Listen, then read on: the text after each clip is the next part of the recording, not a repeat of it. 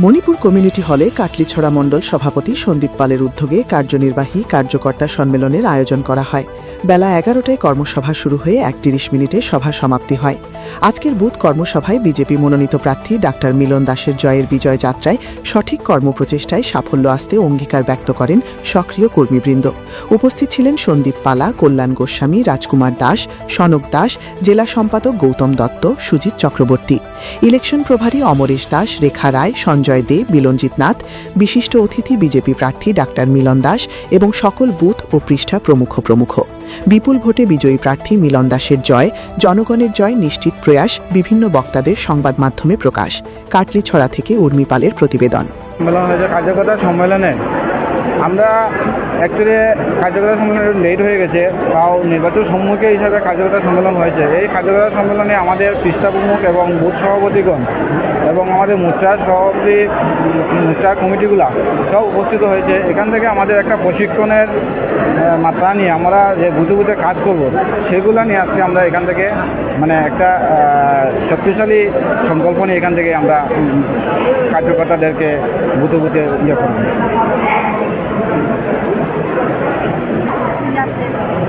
বর্তমানে যার স্থিতি নেই, যারা স্থিতি থাকে না, তাদের যে উল্টাপাল্টা কথাগুলা সেগুলো থাকবে। তাদের মাটিতে কোনো ধরনের কোনো স্থিতি নেই তাদের, বাট তারা যে কথাগুলো বলছে বাংলাদেশি এই সেই এগুলো আবুল তাবুল কথা বলার কোনো ধরনের ধরন হয় না। ওনারা অ্যাকচুয়ালি অ্যাবনর্মাল হয়ে গেছে। আমাদের বিজেপি কার্যকর্তার স্রোত দেখে বা ভোটারদের স্রোত দেখে একদম অ্যাবনর্মাল হয়ে গেছে। এখানে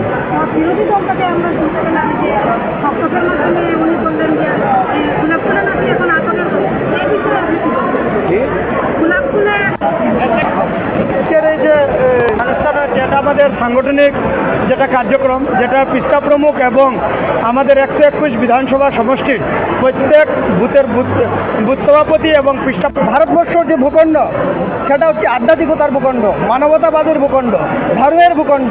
তাই ভারতবর্ষের রাজনীতি ধর্মভিত্তিক রাজনীতি, ধর্ম হচ্ছে সত্য, নিষ্ঠা, ত্যাগ, তপস্যা। তো ভারতীয় জনতা পার্টি সত্য, নিষ্ঠা, ত্যাগ, তপস্যা সঙ্গে নিয়ে সেটার পূজারী হয়ে কাজ করে সমাজের মধ্যে। তাই উনি যে বক্তব্য রাখছেন যে ভগবান তো সবার, সেটা কিন্তু ভারতীয় জনতা পার্টি শুধু একা নয়, কিন্তু আজকে ওনারা স্বীকার করতে পারেন না, সেটা ওনাদের দুর্ভাগ্য।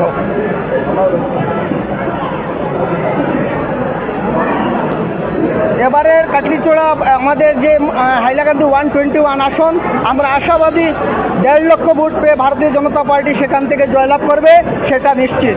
কারণ সেটা ভারতীয় জনতা পার্টি শুধু নয়, এই কনস্টিটুয়েন্সির প্রত্যেক জনগণ এক পায়ে দাঁড়িয়ে আছেন যে ভারতীয় জনতা পার্টিকে ভোট দেবেন এবং অনেক দিনের আশা, অনেক দিনের বিশ্বাস ভারতীয় জনতা পার্টিকে এবার দেশ করে পাঠাতে চান এখানে বিধায়ক বানিয়ে। সেটা এই অঞ্চলের জনগণের বক্তব্য।